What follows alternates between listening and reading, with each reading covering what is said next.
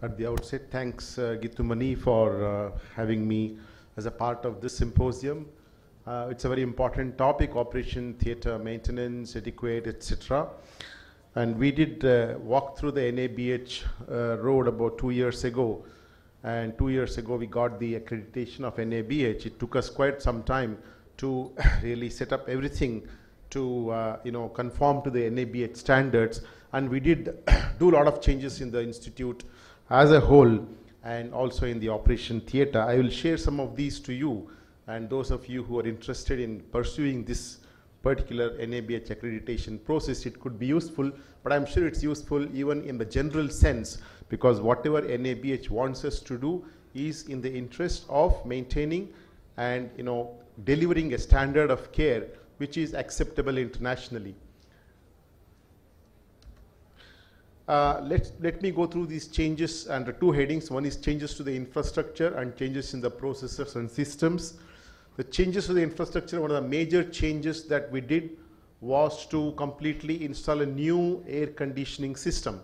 The existing air conditioning system that we had when we started about 12 years ago was not equipped to give the air delivered through a HEPA filter system. We had 3 particulate filter systems existing with us, but ultimately it was not HEPA filters. So we did not have a HEPA filter that filtered out all the microorganisms to deliver a clean air to the operating area.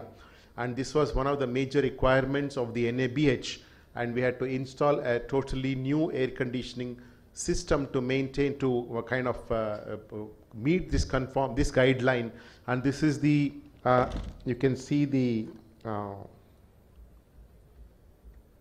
I can see the ceiling. From the ceiling, the HEPA filter is there, and then the air is delivered to the operation area. And then after it is delivered, from the bottom of the operation theatre in the sides, we have about 6 vents which take the air back into the air handling unit outside the OT. It is cooled and filtered and again re-delivered through HEPA filter systems. And this was one of the most capital intensive changes that we made.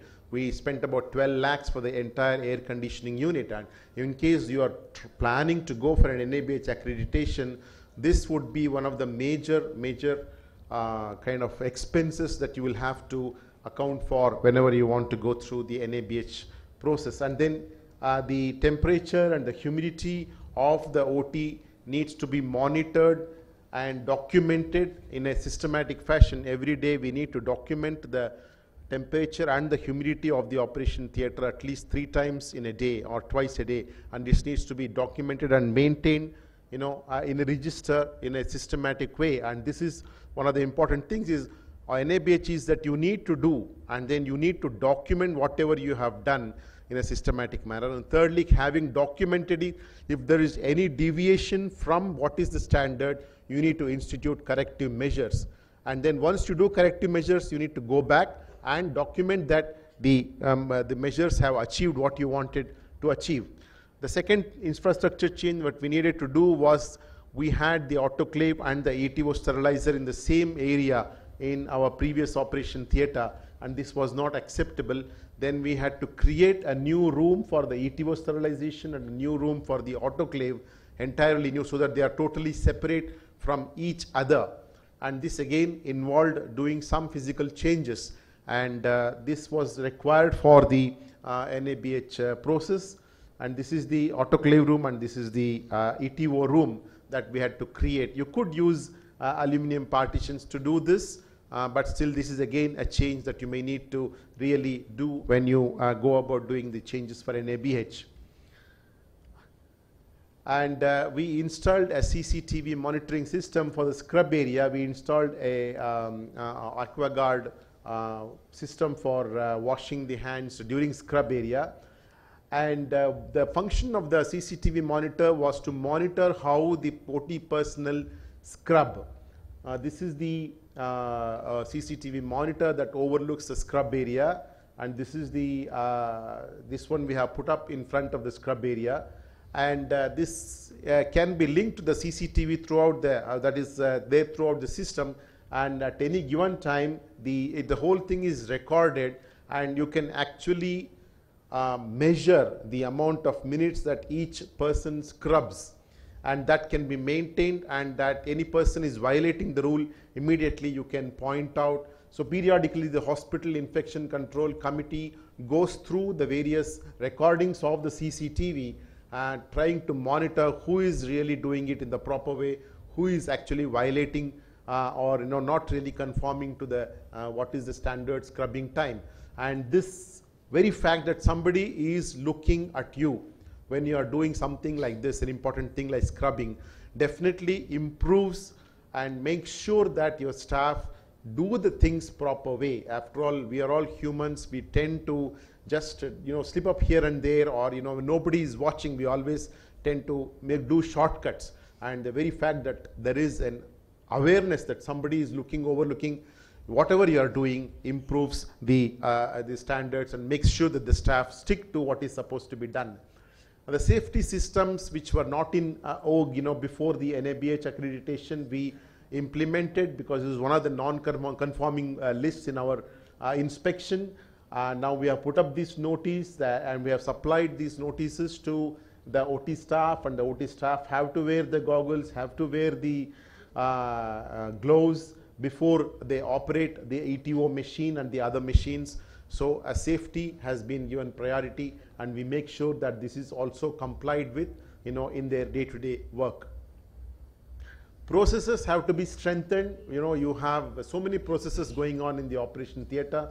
One of the key committees in the your overall system is Hospital Infection Control Committee, which is a very important wing in the administration. You need to have very good and efficient people in the infection committee to overlook the infection control process all over the hospital.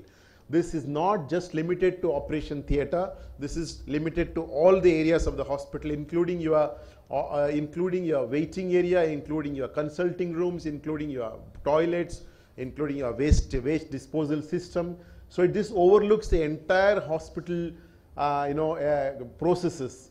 And most importantly, documentation. Documentation is a key to NABH accreditation. You need to document everything in a proper way. And we need to design new anesthetic consent forms and surgical checklists, as Dr. Harsha has already alluded to.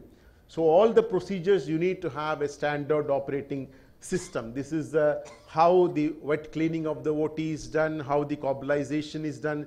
This is what we have put up in the OT for the wet cleaning, how it has to be done, how the dilutions have to be done for intravitreal injection. This chart is there at a particular place in the operation theatre. What's the emergency drug list and what should contain, and this is periodically checked, and then the date on which it is checked is entered, and the next date when it is supposed to be checked is also entered, and one person is entrusted the task of keeping this update. So similarly, you have for every set that is prepared, the standard list that is there, whether it is a painting set or an injection set or a MICS set or a vitrectomy set or a cataract set. Every set has got a list that goes into it, and then what instruments go into it and how they have to this one. So in conclusion, operation theatre is a critical area of functioning of the entire hospital. As it has been pointed to, it accounts for 50% of the work of the hospital. Meeting the minimum standards is crucial at this area, important area for NABH accreditation. So we need to really give importance to not only the infrastructure, but also to the processes and the documentation. But let me tell you that with little focus and a determined mind, definitely it's possible to do whatever is required and achieve that NABH accreditation by all of you. Thank you very much.